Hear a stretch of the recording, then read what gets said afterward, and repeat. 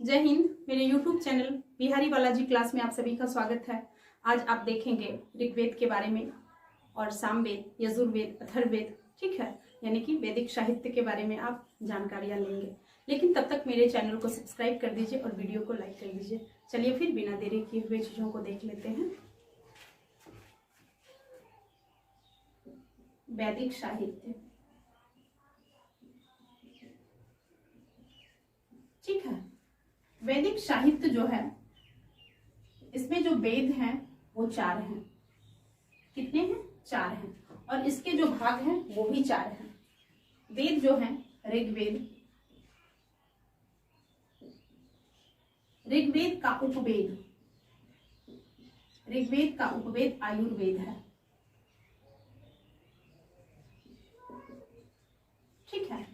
ऋग्वेद का उपवेद क्या है? आयुर्वेद। और इसके जो प्रवर्तक है, इसके जो प्रवर्तक है प्रजापति हैं, ठीक है। अब देख लीजिए यजुर्वेद। यजुर्वेद का जो उपवेद है ये है धनुर्वेद, ठीक है। यजुर्वेद का उपवेद क्या है? धनुर्वेद। धनुर्वेद, इसके जो प्रवर्तक हैं,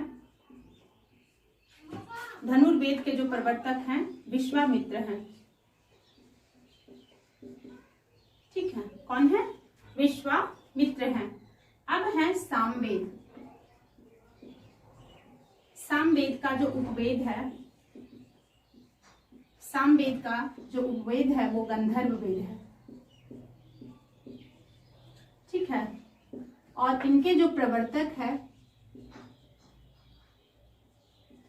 इनके जो प्रवर्तक है वो नारद हैं, ठीक है। और अब बच गया अथर्ववेद।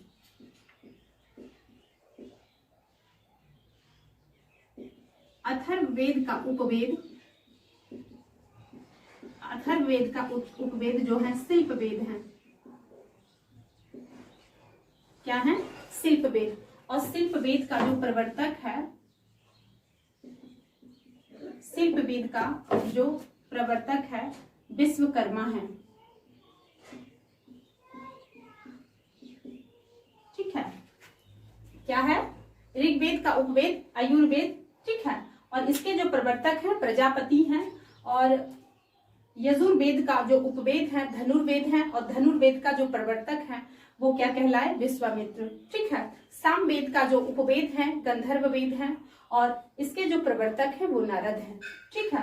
अथर्ववेद का जो उपवेद है शिल्पवेद है। और इसके जो प्रवर्तक हैं वो विश्वकर्मा है। और इसके जो भाग है ना, इसके भाग भी 4, इसके 4 भाग हैं। कौन कौन है? तो ये भी जान लीजिए आप। संहिता, दूसरा है आपका ब्राह्मण ग्रंथ, और आपका आरण्यक, और चौथा उपनिषद, ठीक है। इसके बारे में हम पिछले वीडियो में पढ़ा चुके हैं, और अगर आप नहीं देखे हैं तो पिछले वीडियो में जाके देख सकते हैं, ठीक है। आइए देखते हैं। अब सबसे पहले किसके बारे में जानेंगे? तो ऋग्वेद के बारे में जानेंगे। तो देख लीजिए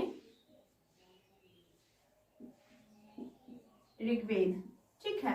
ऋग्वेद जो है सबसे पुराना यानी कि सर्वाधिक प्राचीन जो वेद है वो कौन है? ऋग्वेद है। यानी कि सबसे प्राचीनतम वेद कौन है? तो ऋग्वेद है, सबसे प्राचीन ग्रंथ, ठीक है। अब देख लीजिए इसके जो उपवेद हैं इसके बारे में तो जानकारियां ले ही चुके हैं, आयुर्वेद है। और इनकी जो रचना हुई है लगभग 3500 साल पहले हुई है। कितना साल पहले? 3500 साल पहले हुई है, ठीक है। अब देखिए इसमें जो मंडल है, मंडल जो है यानी कि कुल मंडल कुल मंडल इसमें कितने हैं? तो 10 हैं। ऋग्वेद में कितने मंडल हैं? तो 10 हैं। ठीक है, अब देख लीजिए कि इसमें स्तूप कितने हैं। स्तूप कितने हैं? तो स्तूप जो है 1028 है। 1028 है। और 1028 में जो है ना 107 जो है, सॉरी 1017 जो है साकल में है। ठीक है, और बाकी कितने बच जाते हैं? 11। 11 जो है बाल खिल्ली में है। ठीक है, कितने हैं? 1028 तूक हैं और इसमें से 1017 साकल में है और 11 किसमें है? तो बाल खिल्ली में है। आइए आगे जानते हैं इसमें जो रचनाएं हैं क्या हैं। रचनाएं जो हैं कितने हैं? रचनाएं तो 10,552। कितने हैं? 10,552 हैं। और इसमें जो मंत्र हैं, ऋग्वेद में जो मंत्र हैं वो कितने हैं? 10,462। कुल मंत्र 10,462 है, लेकिन मंत्रों को जो है ना कुछ मंत्रों को दोहराया गया है। ठीक है, तो कितनों का दोहराया गया है? 118 मंत्र को दोहराया गया। ठीक है, 118 मंत्र को क्या किया है? दोहराया गया है। बाकी किसने बच जाते हैं? 10,580 मंत्र को जो है इसमें मंत्र हैं। ठीक है, लेकिन टोटल मिला के कुल मंत्र कितने हो जाते हैं? तो 10,462। ठीक है, आइए आगे जानते हैं। कुल मंत्र इतने हैं, मंत्र जो है इतने हैं, लेकिन दोहराने के बाद आपका क्या हो जाता है? 10,580 मंत्र हो जाते हैं। आगे देख लीजिए इसमें जो ब्राह्मण ग्रंथ हैं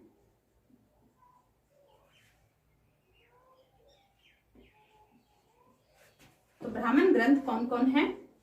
तो देख लीजिए, एक है ऐत्रेय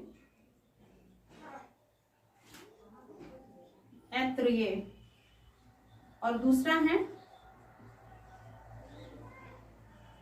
कौस्तिकी। ठीक है, ब्राह्मण ग्रंथ ऐत्रेय ब्राह्मण ग्रंथ ऋग्वेद काल के हैं और कौस्तिकी भी जो ग्रंथ है वो ऋग्वेद काल के ही हैं। ठीक है, और ये जो ऐत्रेय हैं, ऐत्रेय में जो उल्लेख किया गया है, ऐत्रेय में जो उल्लेख है वो किस किस चीज का है? तो जनपद का है और किसका है? तो राजसीय ग्रंथ का है। ठीक है, किसका है उल्लेख? जनपद का और राजसीय ग्रंथ का है। ठीक है, यानी कि राजसीय ग्रंथ का है। अब देख लीजिए आगे, ऋग्वेद में जो गायत्री मंत्र का उल्लेख किया गया है। ठीक है, किसका उल्लेख किया गया है? गायत्री मंत्र का उल्लेख, गायत्री मंत्र का उल्लेख। और कौन किए हैं उल्लेख? तो इसकी जो रचनाएं किए हैं विश्वामित्र किए हैं। कौन किए हैं? विश्वामित्र किए हैं। ठीक है, इसमें जो मंत्र का उच्चारण हुआ है, मंत्र उच्चारण करने वाले को क्या बोला गया है? होर्त बोला गया है गायत्री मंत्र में। ठीक है, गायत्री मंत्र का जो उच्चारण किए हैं वो क्या कहलाए हैं? तो क्या कहलाए? तो होर्त कहलाए हैं। क्या कहलाए? होर्त कहलाए हैं। आगे देखिए, आगे तो आप लोग इधर देख ही लिए हैं, इस साइड आ जाइए। ये जो वैदिक साहित्य है, ठीक है, वैदिक साहित्य के बारे में हम पिछले वीडियो में भी पढ़ाए हैं और आप जाके देख सकते हैं। ठीक है, आगे आइए चीजों को देखते हैं। यमुना का जो उल्लेख हुआ है किसमें हुआ है? यमुना का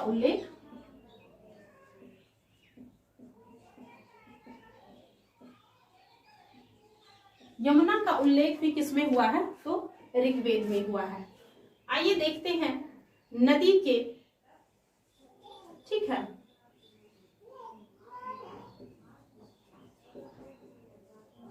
नदी स्तूप के जो उल्लेख मिले हैं, है ना, तो वो 21 बार मिले हैं, है ना।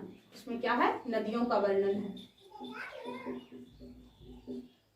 नदियों का वर्णन कितने बार किया गया है? तो 21 बार किया गया है। ठीक है, वर्णन कितने बार किया गया है? 21 बार किया गया है। ठीक है, नौवां मंडल में, नौवां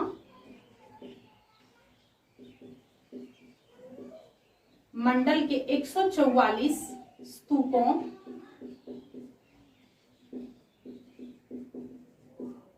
सोम का वर्णन है। किसका वर्णन है? तो सोम का वर्णन है। और 10वां मंडल में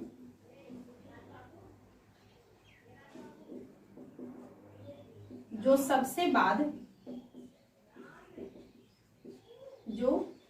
बाद का है। ठीक है, तो इसमें जो वर्णन है ना, किस किस का किए हैं? तो 4। ये आपका रोहित हो गए, ये आपका राजन्य हो गए, ये आपका वैश्य हो गए, ये आपका शूद्र हो गए। ठीक है, इन सब का जो वर्णन मिलता है वो 10वां मंडल में मिलता है। ठीक है, आइए देखते हैं और भी चीजों को। ठीक है, 1000 से ज्यादा बार, 1000 से ज्यादा बार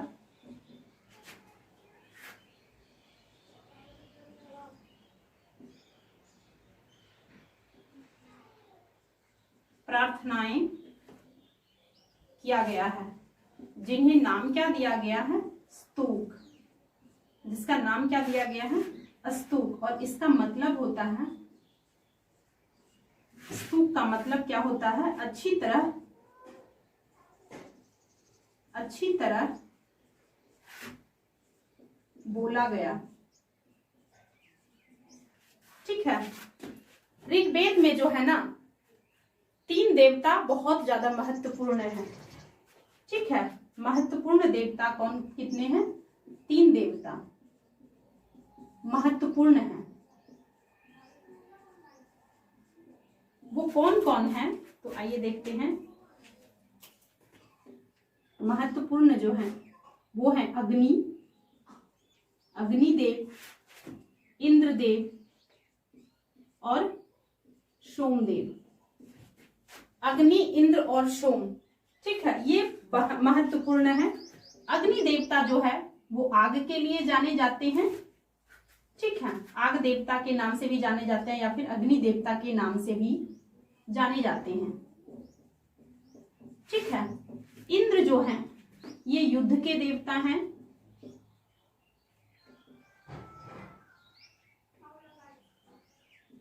युद्ध के देवता हैं। मार्कर आज थोड़ा खराब हो गया है, चल नहीं रहा है, इसमें इंक कम हो गया है। सोम देवता जो है ये जो है ना एक पौधे हैं। ठीक है, जिससे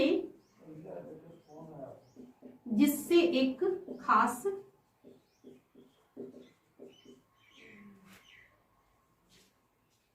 पेय बनाया जाता था। ठीक है, आइए फिर से चीजों को रिपीट कर लेते हैं, क्योंकि आपको अच्छे तरीके से समझ में आ जाए और इसी वीडियो में याद भी हो जाए। ठीक है, और आज थोड़ा मार्कर खराब हो गया है। ठीक है, आइए चीजों को फिर से रिपीट कर लेते हैं। वैदिक साहित्य में आप क्या क्या पढ़े? भाग और उसके वेद। भाग भी जो है 4 भागों में बटे हुए हैं और वेद जो है ये भी 4 प्रकार में बटे हुए हैं। एक आपका ऋग्वेद है, यजुर्वेद है, सामवेद है, अथर्ववेद है। ठीक है। ऋग्वेद का जो उपवेद है आयुर्वेद है और इसके जो प्रवर्तक है प्रजापति हैं। ठीक है। यजुर्वेद का जो उपवेद है वो धनुर्वेद है और इसके जो प्रवर्तक है वो विश्वामित्र हैं। ठीक है। सामवेद के जो उपवेद है गंधर्व वेद है और इसके जो प्रवर्तक है वो नारद हैं। ठीक है। अथर्ववेद का उपवेद जो है वो क्या है, शिल्प वेद है और इसके जो प्रवर्तक है वो विश्वकर्मा है। ठीक है। आइए सबसे पहले किसके बारे में जानेंगे, ऋग्वेद के बारे में। लेकिन इधर देख लीजिए भाग जो है किसके, वैदिक साहित्य के जो भाग हैं ये 4 प्रकार के हैं। वो है शाहीनता, हाँ, और ब्राह्मण ग्रंथ, आरण्यक और उपनिषद। ठीक है। आइए ऋग्वेद के बारे में जानते हैं। ऋग्वेद जो है सबसे प्राचीन ग्रंथ है और इसकी जो रचना है ना 3500 साल पहले हुई है।